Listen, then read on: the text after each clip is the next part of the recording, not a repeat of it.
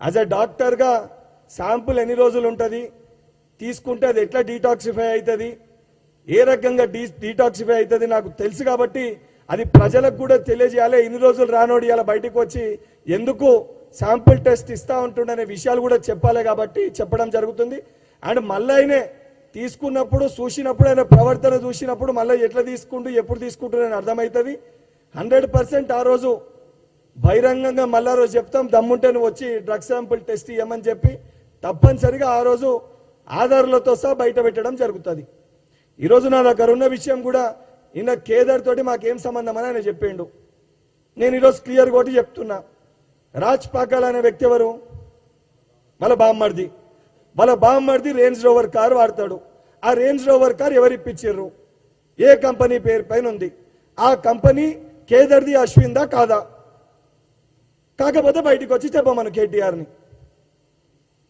నేను క్లియర్గా చెప్తున్నా కదా, నేను నేమ్స్ ఎవరు వాడుతున్నారు ఎవరి కంపెనీ కూడా నేను చెప్తున్నా కదా. ఆ నిజంగా సంబంధం లేకపోతే నా కుటుంబ సభ్యులకి నాకు కేదర్ తోటి ఎటువంటి సంబంధం లేదు అని కేటీఆర్ చెప్పినప్పుడు నేను కూడా ముఖ్యమంత్రి గారికి లేఖ రాస్తా, అన్ని ఎవిడెన్సెస్తో విచారణ జరిపించండి ముఖ్యమంత్రి గారు, అన్ని ఆధారాలు బయట పెట్టండి అని చెప్పి.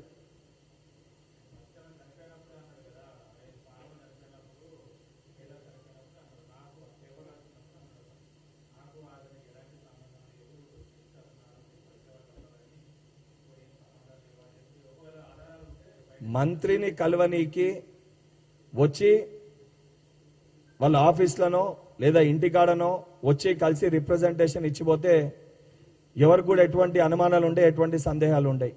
కానీ ఏ వ్యక్తరన్నా అర్ధరాత్రి 12 గంటల 1 గంట వరకు నీ కుటుంబ సభ్యులతోటి నీ బామ్మర్దితోటి నీతోటి కూర్చొని దావత్ చేసుకునేంత సాన్నిధ్యం ఉండి ఆయన నీకు మీ బామ్మర్దికి బండి ఇప్పించేంత సాన్నిధ్యం ఉంటేనే అనుమానాలు వస్తాయి. ఆ అనుమానాలని నేను వ్యక్తం చేసిన, అవి వాస్తవాలు అవాస్తవాలు కేటీఆర్ ప్రూవ్ చేసుకోవాలి. ఇప్పుడు నేను క్లియర్గా చెప్పిన, వాళ్ళకు కంపెనీ ఉంది, ఆ కంపెనీ కారుని బామ్మర్ది వాడుతుండు అని చెప్పిన. ఉత్తగొచ్చి కలిసిపోయేటైతే కారు ఇయ్యాడు కదా, ఆయన కంపెనీ కారు నేను వాడ కదా. ఏదన్నా లోపాయికి ఒప్పందాలు ఏదో డీలో ఏదైనా ఉంటేనే కదా. అసొంటి ఉన్నాయనంటే ఒప్పందాలు బిజినెస్ డీల్ ఉందనంటే తప్పనిసరిగా నువ్వు తప్పు చేసినా, తప్పు చేసేటోని నువ్వు పక్కన పెట్టుకున్నా, నువ్వు తప్పు చేసినట్టే పరిగణలోకి తీసుకోవాల్సి వస్తుంది. అండ్ ఇన్ని సంవత్సరాలకు వెళ్ళి శాంపుల్ టెస్ట్ ఇయ్యనోడు బయట దేశాలకు పోయి బయట దేశాల నుండి ఇప్పుడు తిరిగి వచ్చి శాంపుల్ టెస్ట్ ఎందుకు ఇస్తా అంటుండు. ఇన్ని రోజులు అనేక సందర్భాల్లో మీడియా మిత్రులు మీరు కూడా అడిగారు, మరి ఇవ్వచ్చు కదా సార్, ఎంతమంది ఆరోపిస్తారు డ్రగ్ శాంపుల్ టెస్ట్ ఏంటంటే ఆ మాటని దాటేసిండు తప్ప ఏ రోజన్నా నేను ఇస్తా నేను సిద్ధమని చెప్పి మాట్లాడిండా. ఇవాళ ఎందుకు మాట్లాడుతుండు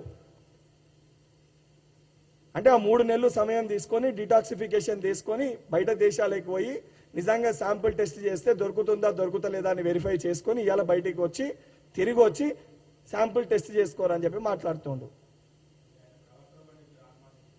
అరే ఇప్పుడు ఆయన ప్రవర్తన బట్టి అంటే ఆయన చేసే నేను క్లియర్గా నేను ఎక్స్ప్లెయిన్ చేస్తున్నా. ఇన్ని సంవత్సరాలకు వెళ్ళి మంత్రి ఉన్నప్పటికెళ్ళి ఆరోపిస్తున్నాము, సుమారు 4-5 సంవత్సరాలకు వెళ్ళి కేటీఆర్ పైన ఆరోపణలు ఉన్నాయి, నువ్వు డ్రగ్స్ తీసుకుంటావు, డ్రగ్స్ తీసుకునేటోళ్ళు నీకు సాన్నిధ్యంగా ఉన్నారని చెప్పి. ఇన్ని రోజులు నేను శాంపుల్కి సిద్ధంగా ఉన్నా అని మాట్లాడని వ్యక్తి ఇవాళ ఎందుకు బయట దేశాలకు తిరిగి వచ్చి ఇవాళ శాంపుల్ ఇస్తా అని చెప్పి ఇంత బలంగా గట్టిగా ఎందుకు చెప్తుండు?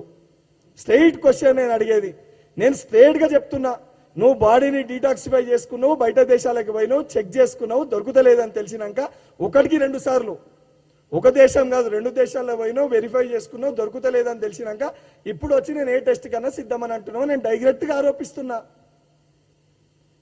అంటే దొంగని ఎప్పుడు పట్టుకోవాలి, రెడ్ హ్యాండెడ్ ఎప్పుడు పట్టుకోవాలి కూడా మాకు తెలుసు, తప్పనిసరిగా పట్టి తీరుతాము. మళ్ళీ చెప్తున్నా, ఆయన కోర్టు మాటల్ని కూడా వక్రీకరించి మాట్లాడిండు. 48 గంటలలో ఆ మాట్లాడిన మాటల్ని వెనుకకి తీసుకోకపోతే కంటెంప్ట్ ఆఫ్ కోర్ట్ కేసు కూడా ఆయన పైన ఫైల్ చేస్తా. కోర్టు నేనే ఫైల్ చేస్తా. కోర్టు చెప్పింది ఒకటి, ఆయన బయటికి వచ్చి కోర్టు చెప్పుదెబ్బతోటి చెంపపైన కొట్టినట్టు కోర్టు తీర్పిచ్చింది అనేదో వారు నిన్న మాట్లాడడం జరిగింది.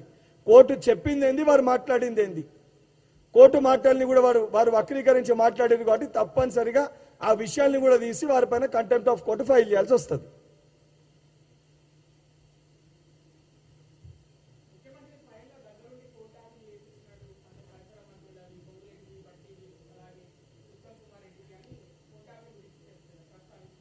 ఇప్పుడు ఆరోపణలు చేయాలనంటే నేను చెప్తున్నా కదా, స్వయాన వాళ్ళ చెల్లెది తండ్రికి తెలియక కొడుకు, కొడుకుకి తెలియక తండ్రి, వాళ్ళ కుటుంబ సమేతంగా వాళ్ళ ఫోన్లే వాళ్ళు ట్యాప్ చేసుకున్నారని నేను కూడా ఆరోపిస్తా.